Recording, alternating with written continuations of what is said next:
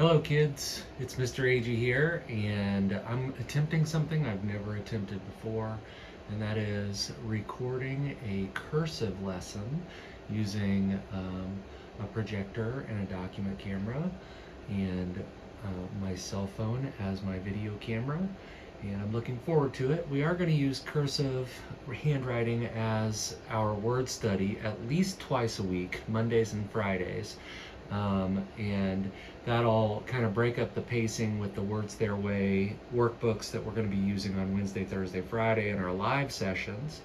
But we have already started in our cursive handwriting books, and as you know, the materials that I have don't 100% match up with the materials that you have.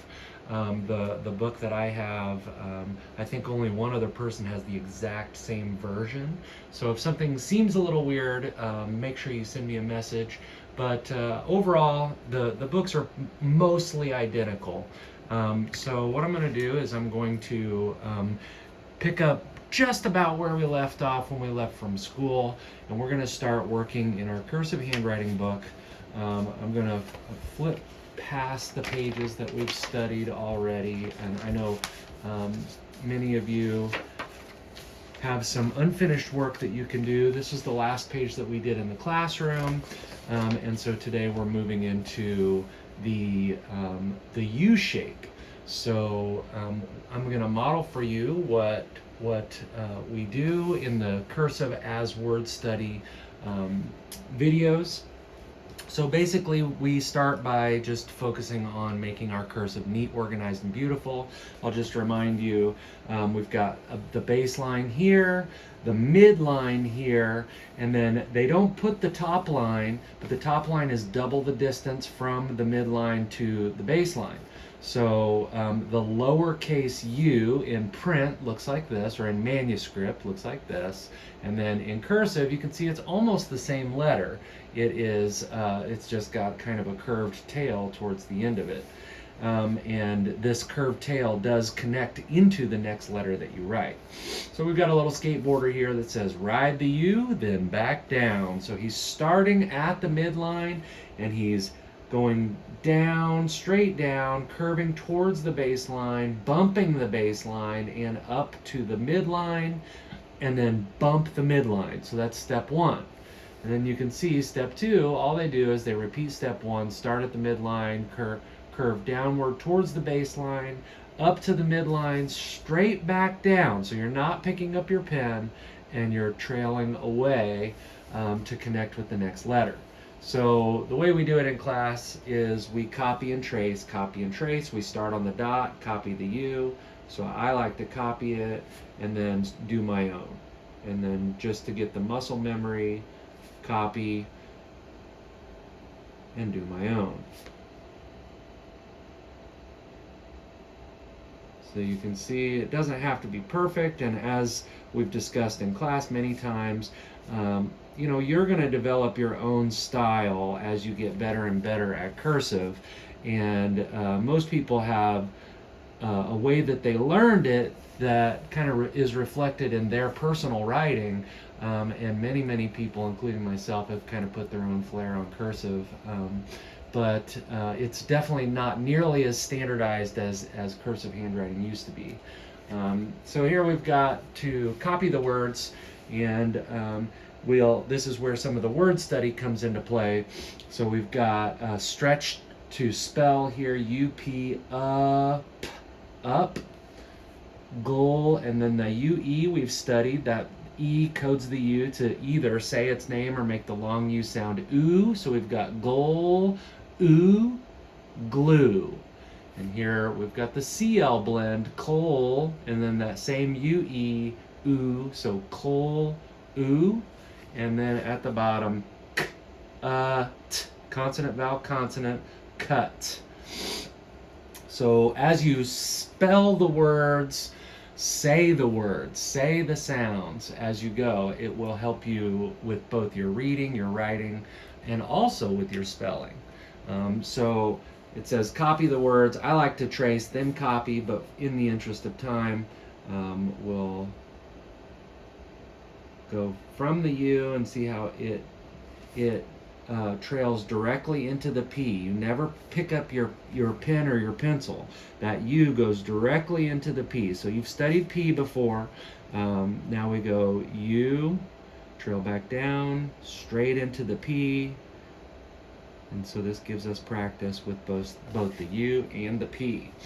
Here we've got glue. So we've practiced the G, G, and then we move straight into the L, up high, into the U, and now the E, glue.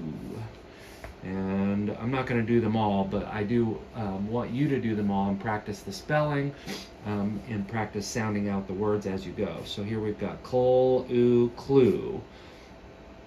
Got to start at the midline,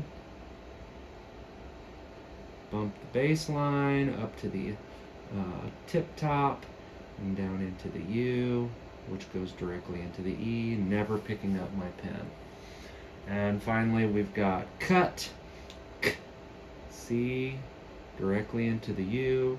There's no coding for that U to say its name, so it's a short U sound. And remember, we pick up the pen or pencil after we finish the word to cross the T. Okay, so this was page 28 in your cursive workbook. And to get continued practice, you'll trace and copy the U several more times. And then we're studying the suffix FUL, full, which means whatever the word is, whatever the root word is, when you add full to the end, it is full of that thing. So for example, we've got K, and then ARE is air, care, full, which would mean full of care. So as we study this, we're studying, this is called a suffix, a word part that you add to the end of a word, and it kind of modifies the meaning of the word. So care would be to be cautious, or looking out for danger.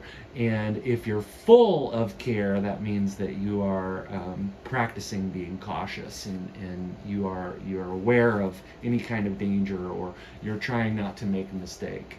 Here we've got cheerful. So you're going to be adding this FUL to the end of each one of these words. So you don't have to trace these, although you can get extra practice. You might remember that we haven't studied all these letters, which is one of the reasons why they give them to you. But we've got the ch, e, cheer, full. And now we've got EA. This vowel team coded, we've learned, could be or E. But this silent E here at the end is going to tell this E to say its name. So we've got E, S, peace, and then we add the full, so we change it to peaceful. And then here we've got use, full, hope, full, help, full. And then the AR, we call this bossy R, or R controlled A, is R. So harmful. So this would be something that would hurt you, harmful. Helpful is when you are ready to help. You are a person who is enjoying being helpful, enjoying helping others. Hopeful, full of hope. Useful is something that you can use. So like a pencil is a useful tool for doing your cursive. And here we've got colorful. Colorful would be full of color. And so as you practice, you're starting if you're not tracing the entire word, you start right where the word ends off, and you go up to make your F, trace it to the U, and then the L. So here we've got cheer, full. Here we've got peace, full. And notice I'm trying to make the height of my tall letters the same, uniform, so that my letters match. There are pretty much only three places that your letters will bump, and that's the top line, the midline, the baseline. Now, of course, you've got the descenders, and the descenders that go below the line go of equal distance as the baseline to the midline. So everything is pretty much divided into that even space. Now the T is, they teach the T as going all the way up. I didn't learn the T going all the way up. I learned the T, the lowercase t, as being slightly shorter. But you know, like I said, you will develop your own style as you go. So you'll finish all these full family words, and remember that the suffix full means full of whatever the root word is. And here we've got sentences to copy. Allah, and then A-U-G-H is af, so ul, af, d, laughed. Oh, that ed there doesn't make the d sound, it makes a t sound. Listen, laughed at that. And that ed sound, sometimes it makes d, sometimes it makes ed, sometimes it makes t. So that's just one of those things that you have to get experience with. The more you write, the more you read, the more you study words, you recognize, is it a d, is it an id, or is it a t? Okay, so when we copy the sentences, we basically just make it exactly like, or as close to the writing above it. So Allah, L. Remember, we're not picking up our pencils. You know, it might help you to actually say the letters before you write it to give you an idea of, or to give your brain a second way of knowing what it's going to be doing. So L-A-U-G-H-E-D. L-A-U-G-H-E-D.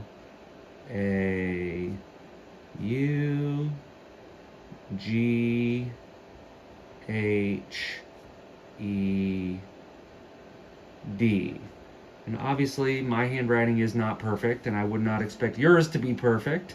We're just practicing, and we're just learning for the first time. And so, just like anything, whether it's basketball or playing the violin, the more you practice, the better you get. And if you do make mistakes, don't worry about it, okay? You know, you can always go to that method where if it's not legible, which means if you can't read it, then you can just circle the letter, cross it out, move to the side, start over again. And just don't be too hard on yourself. There's no reason to be too hard on yourself about this. Try to have a positive attitude. Know that it's good to learn new things, and once you do that practice and you get better, you will feel better. It's a positive feeling to learn new things and practice becoming better at things. So it's just like anything, what you put into it is what you get out of it. At